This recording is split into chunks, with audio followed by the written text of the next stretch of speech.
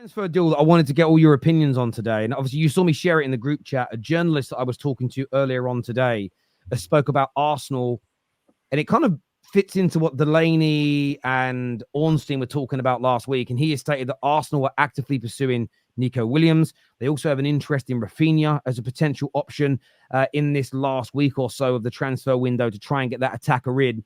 Igal, again, you've started the season well. 4 goals scored, 2 clean sheets, looking good overall. What do you now want to do? I mean, I know it isn't officially announced yet, but we know that Marino's coming in. Is Nico Williams the guy? Is this the deal that you think Chelsea should be going after? Or is it a different player, in your opinion, that you think you should pursue or will end up with? You know what, Terry? I think Nico Williams coming into this Arsenal team would add another difference maker into this team, and I would agree with that transfer. It is not ridiculous. It's not a ridiculous fee either. What is it, like 50 million? That if we trigger the release clause. So the only thing about him is he would be on significantly high wages. I think because he's currently on like almost 200 something over there at Real Sociedad. But overall, I think that would be a good transfer and that would benefit us massively. You guys can see Martinelli's performances have slightly dipped, and Trossard coming on in that second half gave us a good option. But with Eddie Nketiah leaving and looking at our bench, it's literally Reece Nelson, Jesus, and one of Trossard or Martinelli who are on our bench. And one more piece would give us that firepower that we need off the bench to help us out win massively. And yeah, I'm cool with that signing. I think Nico Williams, no one can debate. He was amazing for Spain in the Euros, and I think he could definitely offer us a lot. When you say off the bench, Nico Williams starts for you guys. No, don't get me twisted. I'm not saying he's going to be on the bench. I'm saying You bring him in. That means one of Trossard and Martinelli are going to be on the bench. Now you're looking at your bench like it's a little bit better. You have Trossard, Martinelli, one of Jesus or Havertz on the bench, and you're going to have Nico Williams, Saka, and Kai Havertz starting up top. Back to Giuseppe, because obviously I want to get back to the Nico Williams conversation. A few journalists talk about this being active, looking at Rafinha. There are a few that have mentioned Sterling's name. Is the attack the next place that Arsenal need to stop off at in this transfer window to complete what you've done so far? Yeah, 100%. Listen, and it will happen. Eddie Nketiah is going. We've loaned out Fabio Vieira. We don't loan Fabio Vieira, especially if we're not bringing in an attacker. Let's be honest. On Nico Williams, you bring him in, game changer, absolute game changer for Arsenal. If you bring him in, because we ain't got that type of player in our team. The way he will. Because I believe he frees up Saka a bit as well, because I think people will be so shit scared of him on that side that they'll start, like, Saka will actually have a bit more freedom on his side, because they'll feel like, oh, we can't always double up on Saka. Sometimes we're going to have to double up on Nico Williams, and you can't double up on both. So I think he's a game changer. He counter-attacking becomes a big threat for us now when we soak up a bit of pressure to counter-attack. When you play against the team like City or something that they're on you, at their ground, they're going to have to keep wary that this guy is rapid and he's dangerous and he can just go. I think he would be amazing to sign. I don't know if we can do it. To be honest, the thing that puts me off, like, thinking we can do it, is that he got that number 10 shirt given to him, and they've done that whole reveal of him getting a number 10 shirt and stuff. So I think he's probably going to stay. But the attack is 100% where we got to sign next. Wing or a striker. I personally pick a striker over a winger. But we'll have to wait and see. But if we could sign Nico, I'll take Osham. 65 million euros for Osham, and that's a game changer as well. That sort of money that they were talking about. Well, you mentioned Osimhen. Fabrice Hawkins, who's very credible, was just put out a sort of an update stating that currently he is not that enthralled about going. He doesn't want to go to Saudi, and he's not that happy about going to Chelsea, but he wants the Premier League. And there's talk now of 65 million euros being enough, which is half the price they initially wanted. Do you think that's something that maybe Arsenal should tempt Napoli with this next week? Oh, 100%. If we can't go and get a yacht, because for me it's still Gyökeres is my number one target. That's just me personally. Just I have a feeling that this guy will kill it in the Prem. But I think Arsenal have to for that sort of money, because at the end of the day, I was speaking to my mates actually earlier today, and I actually said, to be honest, I think Osimhen is waiting for Arsenal. I think Arsenal is who Osimhen wants to play for. And that's why the Chelsea deal ain't happened yet. Because Chelsea will spend the money. I don't care what anyone says. Chelsea, the way they've been throwing money at everyone, they would have done that by now. He's the one, in my opinion, that's stalling that deal going ahead because he wants to wait until the last minute to try and get that Arsenal move. He said no to Saudi. That's a bit more understandable, like because that's just kind of career suicide in a sense for someone like him. Definitely now he's hitting his prime years. So yeah, I think that Arsenal's debt 65 million euros. I mean, that's ridiculous. That's like 55 million pounds for Osimhen. Someone that a year ago, 2 years ago, people would have been snapping up easily for 80, 90, 100 million. But now, obviously, this season they asked for so much and they've split in half. You've got to try and go for it. And not only us, I think that other teams should now be opening their eyes. I feel like someone like Liverpool should be like, for that sort of money, mate, we should try and sign him. Like, yeah, that's ridiculous. I would personally believe Arsenal may go for him. The only reason we wouldn't go for him is that we want Nico Williams and we want to mainly get the winger and maybe a bit of a cheaper striker, or maybe not a striker at all. That, or we go for Gyökeres. It's got to be one or the other for me. But you cannot let this slide. I would rather go for Gyökeres over Osimhen. And if we're gonna get one of Osimhen or Nico Williams, I'd rather go for Nico Williams. Get that guy on the wing that can sort out that wing position. I think next year, no matter what, we're gonna try to go for Isaac one more time. Again, why would you take Gyökeres over Osimhen when he's done it in two of the top 5 leagues? Osimhen. I think Gyökeres. I rate Gyökeres more than Osimhen based on the fact that I can see him do many different things. Not only does he have the pace, he also can hold up the ball. I just view him as a better player all around than Osimhen. But he doesn't need to come in to do all that. He needs to just be a fox in the box and bag your goals. And that's the thing is, we don't want to sign players that have glaring weaknesses in their game. We want to sign as close as possible to a complete player. Look at some of the strikers that we have right now. I think both Gyökeres and Osimhen would be better finishers than Kai Havertz and Jesus. But I think Victor Gyökeres is more the complete player than Victor Osimhen is. Victor Osimhen is obviously very clinical, but I still think there's glaring holes in his game. Where Victor Gyökeres, I do think he's more of a complete striker. Yeah. And if he was playing in the Premier League, which one would scare players more? I think Victor Gyökeres is the closest thing to Erling Haaland in the whole world. Yeah, but the thing I'd say is Osimhen goes over to Napoli and literally carries them to a league title. And he was him, or was it Cavardona? Was it some of the other players? He was the guy that, I mean, Kvaratskhelia, however you pronounce his name, Cavardona, we'll call him, was very, very good that year. But Osimhen was the guy that Osimhen won the Golden Boot. Yeah, he won the Golden Boot. Osimhen won the Golden Boot. But I could make a case that Cavardona is much more threatening. Osimhen is the guy who scores the goals. You don't need that if you've got players like Trossard, Martinelli, and Saka. You need someone like an Osimhen. No, but and the only thing I say is, the argument behind that would be that last season Napoli were really bad. Osimhen still had decent individual numbers. Kvaratskhelia really struggled in terms of his numbers until the back end of the season. One thing I just want to admit, 35 million sounds amazing for Osimhen, and a lot of clubs should be looking at that. I agree. But just if the situation is that they're going for similar prices, I'd rather go for Gyökeres.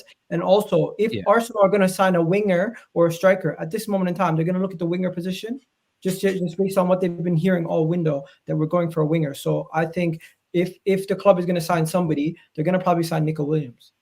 I think that's it's such an interesting one. Fabrizio has just said that Osimhen is one for the last 2 to 3 days of the window. I think that's all. I think there's a number of clubs that are in. I'm starting to get a theory now that this isn't about people not being interested in Osimhen. I think it's about, we believe his price is going to drop massively. You know, they imagine wanting 130 million, then you pick him up for 65 million. That is when it makes sense for clubs to hang on. That makes perfect sense to hang on, because that's a lot of money you can invest elsewhere. But when it comes to this story, I don't think Arsenal will get Nico Williams.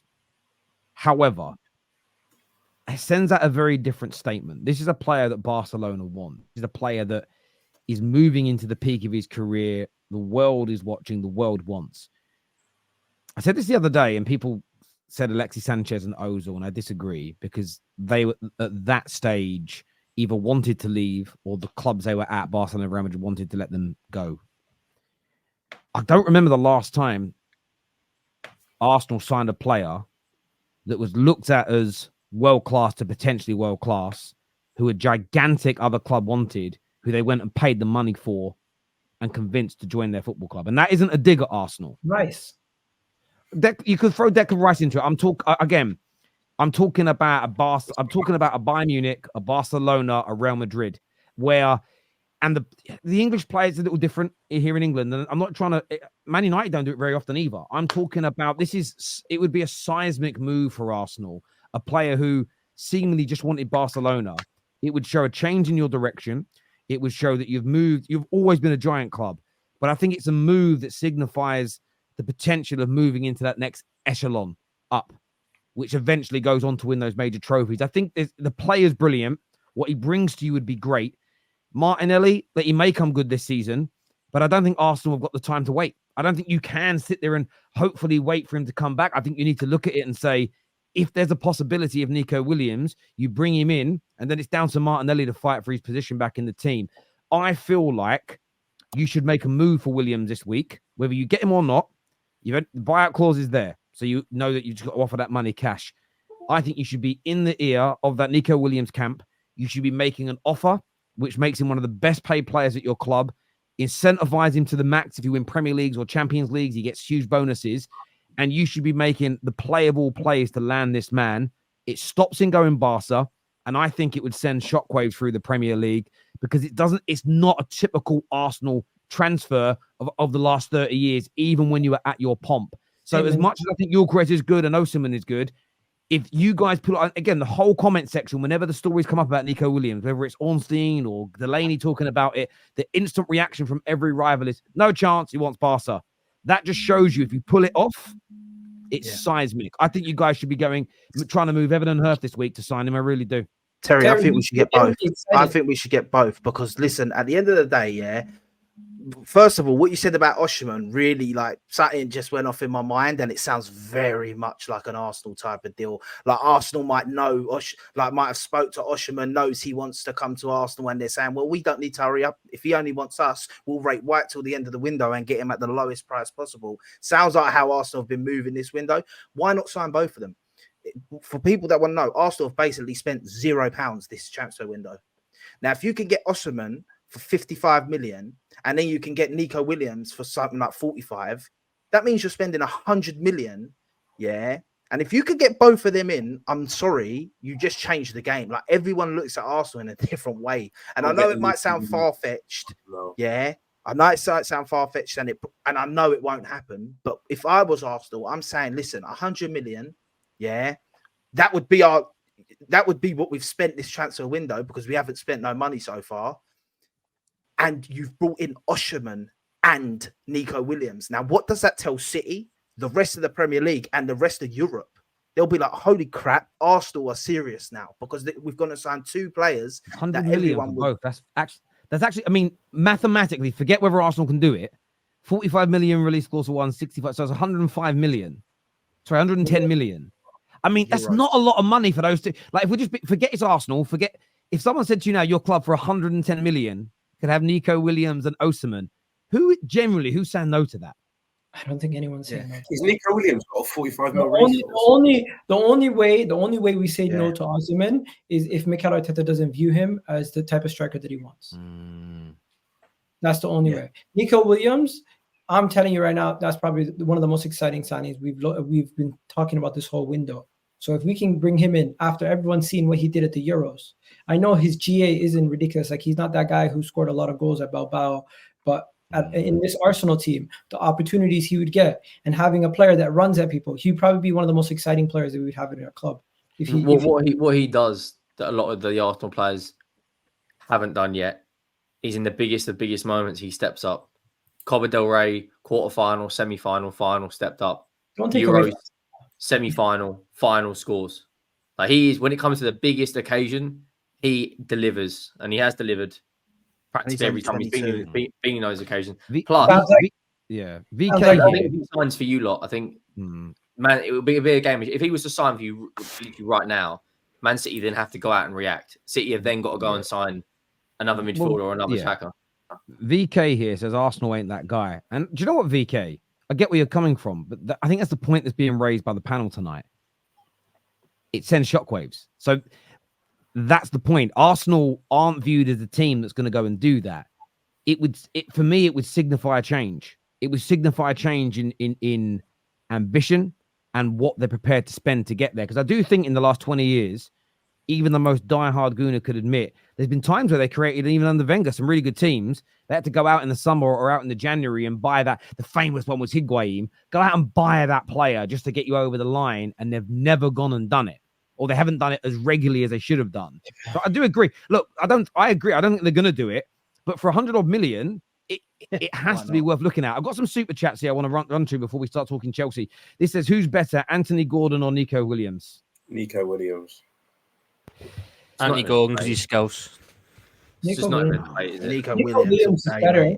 It's just Anthony Gordon. In fairness, Anthony Gordon's got more goals than him in the Prem, so Nico Williams is never. I know. Yeah, okay. I'm glad Igal, that North America didn't pick up on the sarcasm too late, did it? He was like, Nico Williams not coming. He's proper Bilbao. Okay, we'll see.